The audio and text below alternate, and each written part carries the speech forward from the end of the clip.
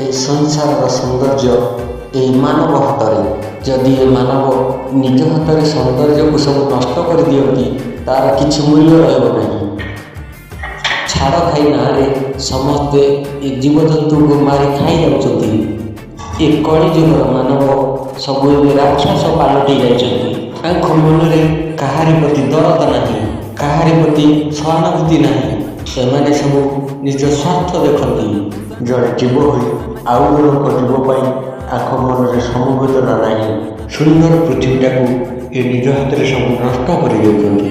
ବାହାରେ କଳିଯୁଗ ମଣିଷ, ସବୁ ମନେ ରଖିଥବ।